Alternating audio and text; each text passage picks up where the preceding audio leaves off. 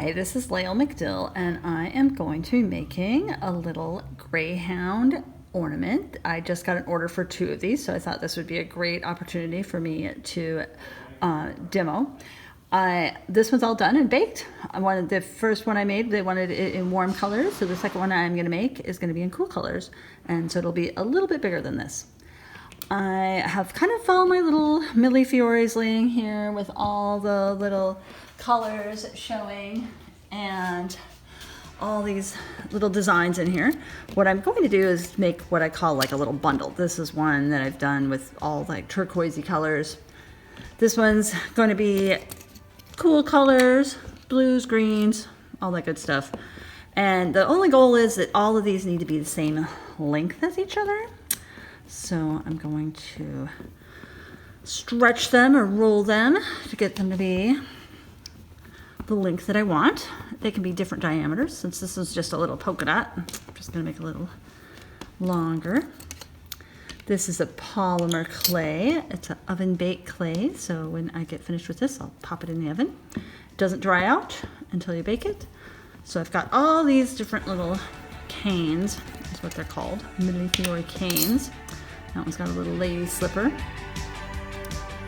And they are all created by layers and layers. Some are more obvious that they're like, you can see that sort of how that would have been built up a little bit better, but it's sort of stretching and doing weird things. Sometimes the animals are a little harder to comprehend. They're made of like a little puzzle. Lots of pieces. So I'm gonna just kind of make my bundles.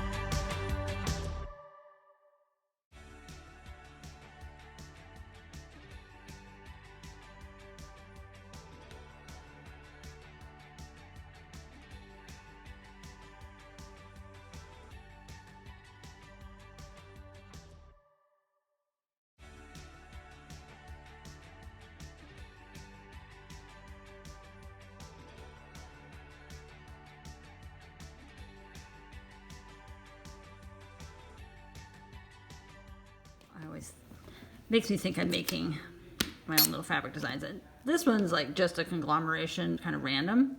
Sometimes I'll do, you know, stripes or patterns. So it's fun to, you know, maybe go around and around and around with, you know, doing sort of like mandalas. So many options. My goal is I'm kind of shooting for a circle, which I'm really pretty close, but I really want to get this frog in here. So get that, and then we'll see if I need any other ones. This bird would be good too. Let's see. That's my zebra finch. Got more of it there. That one I know is a harder one.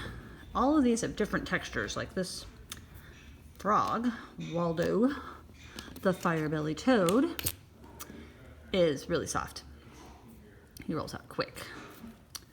Fits nicely there. Yeah, this guy, he's a lot harder. So these designs are usually people's pets or people's suggestions of the zebra finch.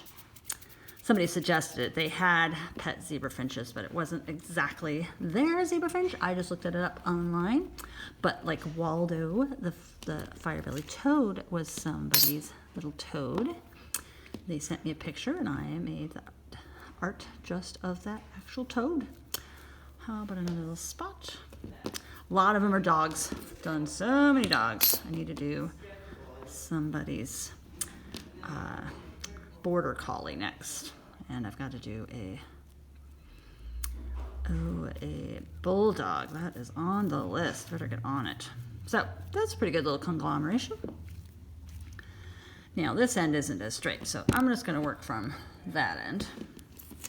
So that means I'm going to take a slice off of this. It'll just kind of even everything out. You can tell they're still not totally even because I've got an air bubble.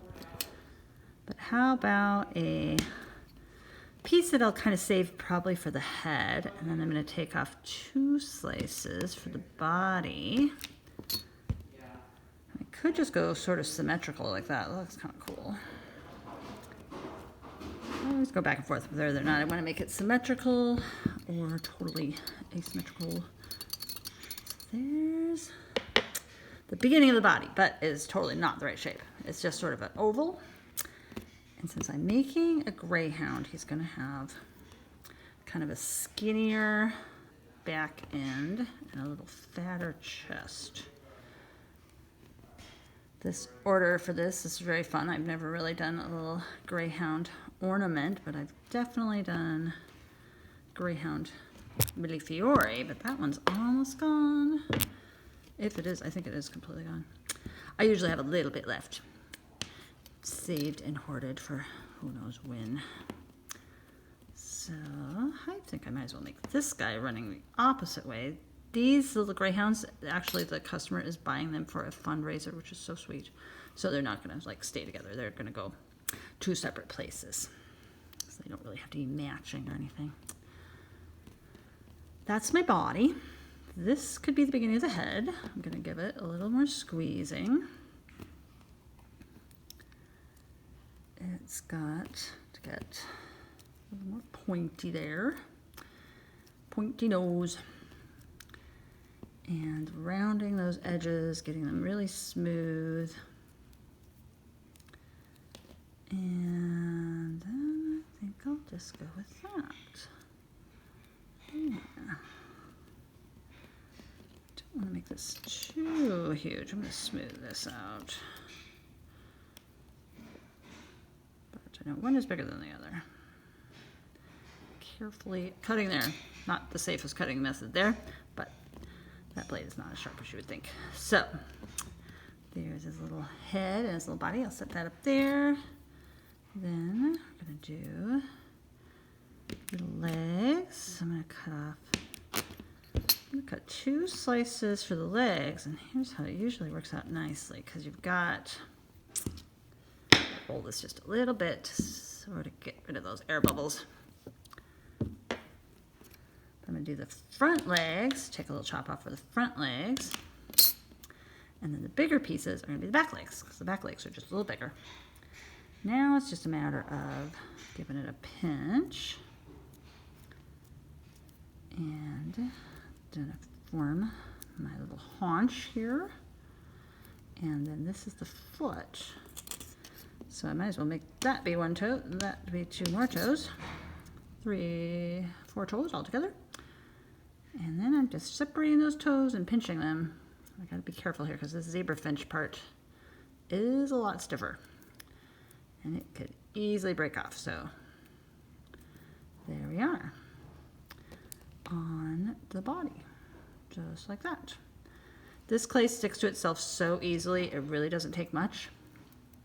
It's all a matter of just a quick little pressure and it sticks. If it does come off ever after it's baked and it falls down, you can super glue it. Super easy to fix. As long as you have the parts.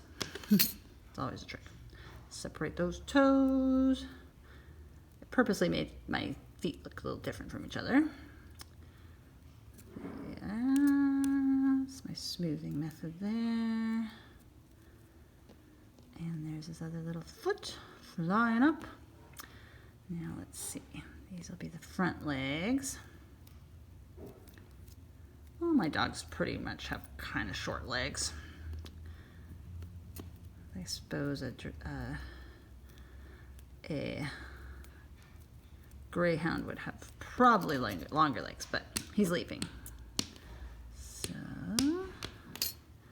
there's a zebra finch fingers again. That's all right. And then make him reaching out. I do feel like that's a little short, so here's what I'm gonna do. I'm just gonna add, got another little bit of blue here. Just gonna add a little extra. Let's see if that looks blended enough. You know, that's the great thing about polymer clay. You can change it very easily. There we are. So I'm gonna do the same for this one. Add on some more clay. And give it a pinch. Find those fingers. There they are. Separate. Pinch. All the way around. There we go. So, is that about right? I think that's about right. Oh yeah. Okay, now he needs a little tail. So let's go back to this little scrap that I sliced off, and I'm just gonna take a little piece off there, and I'm gonna pinch him a nice skinny tail.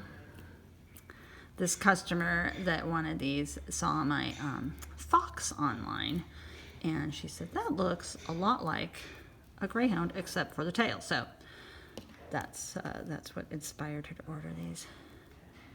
Besides the fact that she loves greyhounds, and she had seen my greyhound Millie Fiore, Silly Millie. I think she actually bought it at another fundraiser. Okay, oh, green ears. How about these lovely green ears?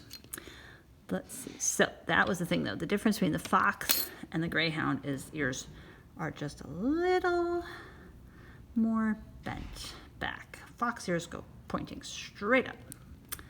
So there's one little ear there, and another little ear kind of maybe kind of hanging out in the back, like that.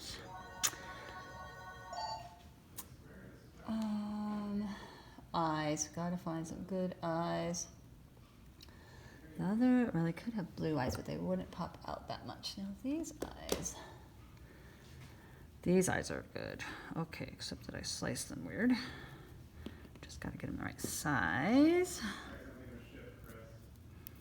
So I'm gonna pinch that.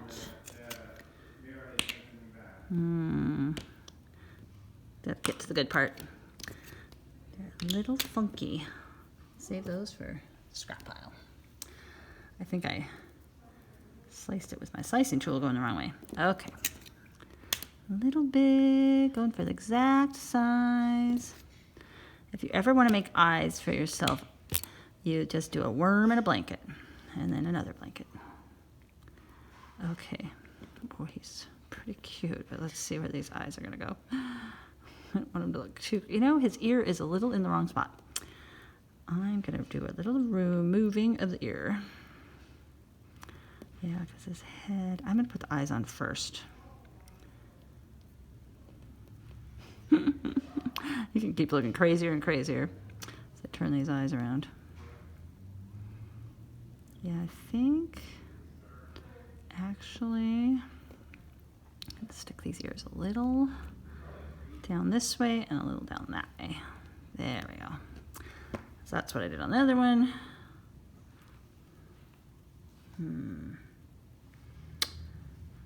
Yeah, let's see. I'm going to try the ears another spot. What if sometimes the other ear just kind of goes like that? Yeah. Okay, now for a little nose. How about a purple nose with little yellow stars? I'm just going to pinch that into a nose shape, and then all I do is I use my fingernails to make little nostrils. And put that little... There he is. He almost looks like he wants a little mouth right there. Let's give him a little mouth. You know, the other one didn't have a mouth, but this one is going to. There we go. I guess, yeah, I'll call that a greyhound in a very whimsical way. Pretty fun. In the oven he goes.